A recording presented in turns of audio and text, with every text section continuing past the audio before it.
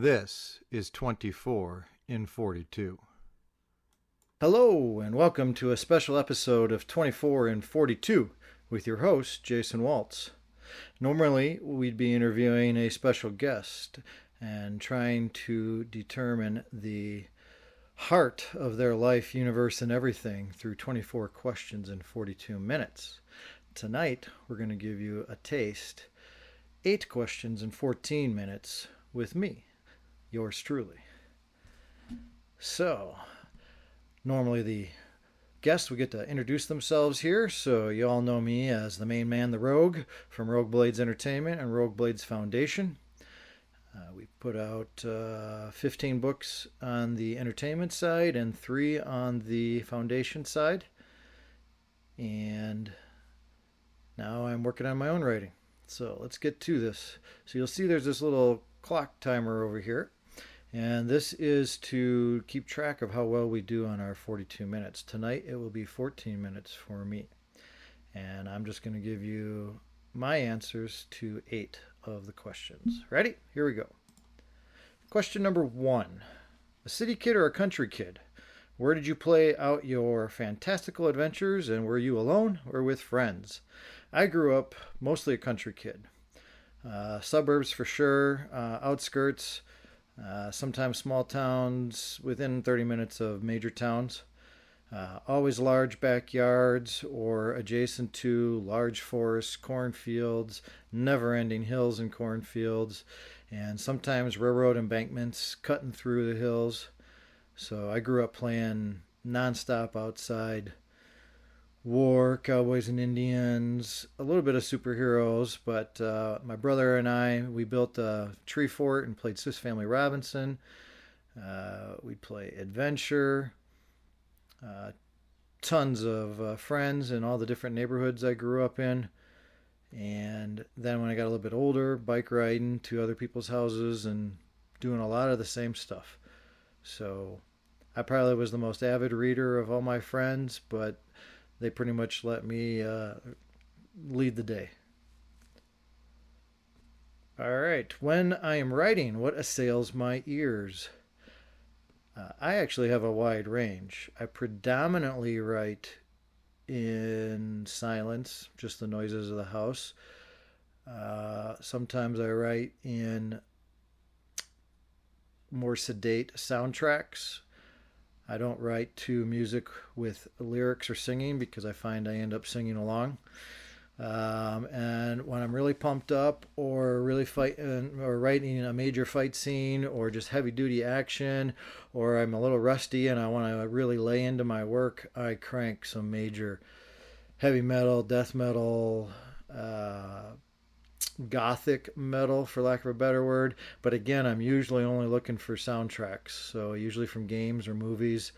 YouTube has been fantastic in finding some of these and can just pound these out. But on the other hand, I can't write around a TV. If I'm writing before someone turns on the TV, maybe, but I cannot sit down with a TV anywhere near me. My wife suspects that's because I grew up without a television, so my little boy brain is still fascinated by this moving picture box in the other side of the room. So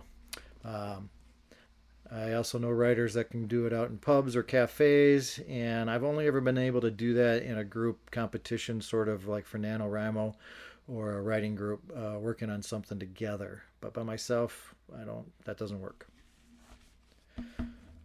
All right, what nonfiction do I enjoy reading? I like history, World War II history. I like biographies, Western history, law enforcement history, writing guides, maybe a little bit, depending. The 3 I've been reading for a while, off and on. Eugene Cunningham's Trigonometry was from the list of books supposedly in Robert E. Howard's bookcase. It's actually a fascinating book. I love it quite a bit. I collect books that are on old Western gunfighters. John Wesley Hardin is my favorite, and every book that has him in it I buy. I'm also reading J.T. McCurdy's Structure of Morale, a 1940s book written during the World War II era.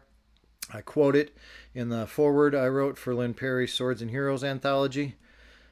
Still making my way through that.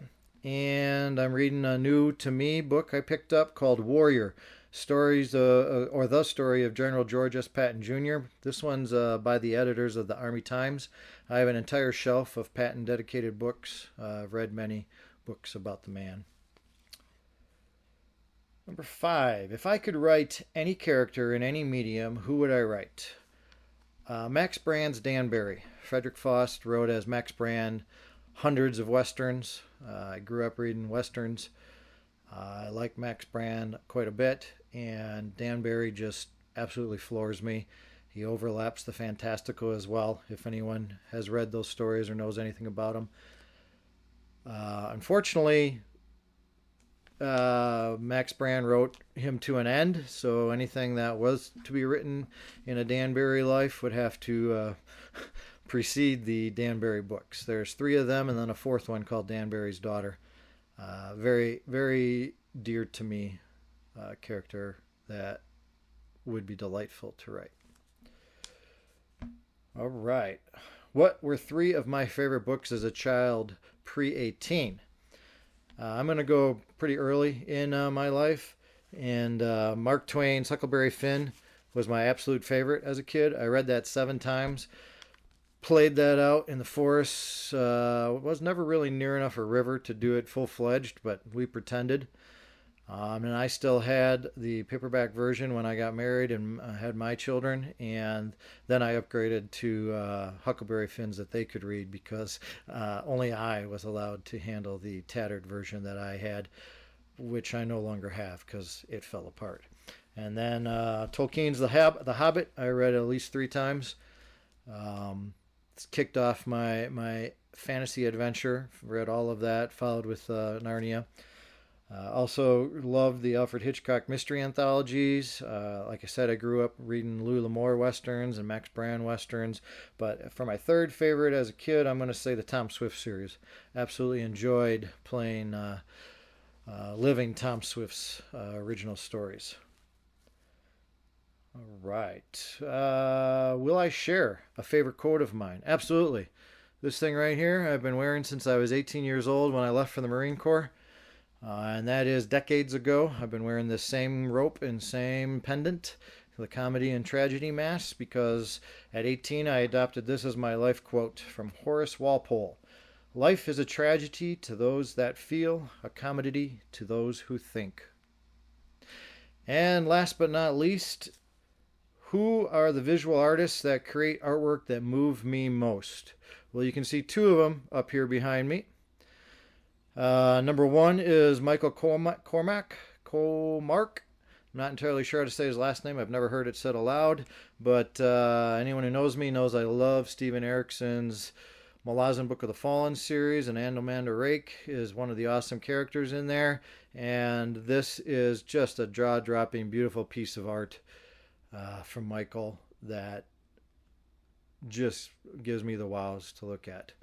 Of course, I love Frank Frazetta, and one of my favorite books from Edgar Rice Burroughs is The Outlaw of Torn, and Frazetta's cover for that is just dynamite. And then I also like Raymond Swanland quite a bit. His sharp-edged art just catches my eye, and I really would have liked to have gotten a Rogue Blades title with his art on it. And so there you have it. 8 questions in 14 minutes, and I actually did that pretty dang fast. I actually forgot. I thought I was trying to do 8 minutes. So hopefully you followed along with me there and it wasn't too fast. All right, so the next step in the interview process is to ask an author to tell us 3 C's about their writing. Something cold they'd like some more attention drawn to, something current that's out and about, and something coming if they're willing to share. So for me, something cold is my Direct little short story collections. There's 3 of them on Amazon, Kindle only at the moment. There's only 2 stories in each one. That's why they're $1. I would love attention on those if anyone is interested. Eventually, there will be 6 of those to be followed by a print omnibus with 13 to 15 total stories. So there'll be some extras in that one. Something current is the Neither Beg Nor Yield anthology. My salute to the feeling of Sword and Sorcery, which I say is an attitude, and it is my swan song goodbye to life as a publisher. I'm going to work on my own writing. And speaking of that, something coming. There is a long overdue title coming from Rogue Blades Entertainment. Not new. This was supposed to be out in 2010 to 2012, so we're only a dozen years behind.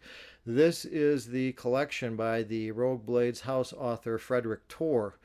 It will be titled Scovilus, City of Thrones. This is the shared world that I and three other authors helped create. It's built on a fantastical version of Constantinople, and we have sort of an urban barbarian named Khymer.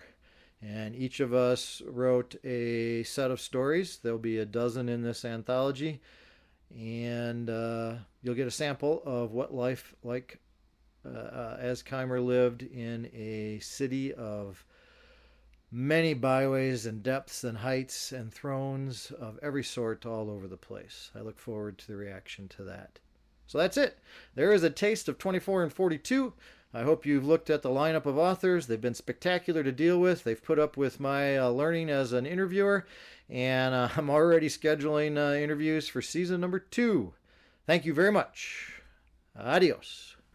Now, normally this is the bit where I say my thanks to the guest for joining 24 and 42 today, where not only did we answer 24 questions in less than 42 minutes, we got to the heart of your life, universe, and everything. But today I'm going to say to astute listeners, you realize that I took 8 minutes to only answer 7 questions. So, question number 8 was titles. Do they come easy to you? And when do they come? First, during, or after you're writing? And I'm going to say titles are actually pretty easy for me, and they are 95 to 8% of the time first. I have a spreadsheet filled with titles, and I even go so far as to knowing which of my characters that title is an appropriate story title for. And most of the times I also have a story idea to follow that title. Every once in a while, the title will be changed, but usually only tweaked, nothing drastic. And extremely rarely do I name a story after I've written it. Alrighty then, that's 8 questions. And until next time, this was 24 in 42.